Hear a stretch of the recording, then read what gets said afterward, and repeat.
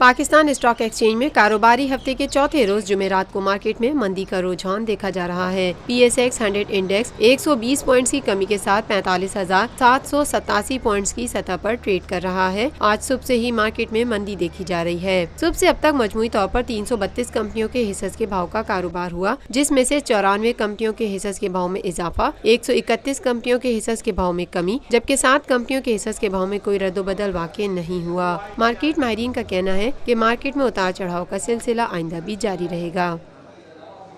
روفی Pearl city scheme 33 کی prime ترین location پر M9 interchange کے ساتھ معمار موڑ کے سامنے اور میمن ہاؤسنگ سوسائٹی کے درمیان۔ گزشتہ 50 سالوں سے آپ کا اعتماد لیے روفی پراپرٹیز آپ کے لیے لائے ہیں وہی معیار، روفی Pearl city.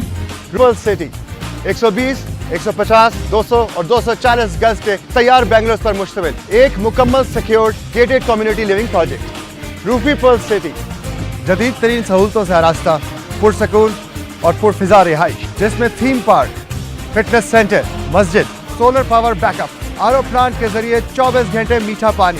Scheme 33 Karachi university, NED یونیورسٹی، PCSIR اور گلشن کنیز فاطمہ کے قریب تر۔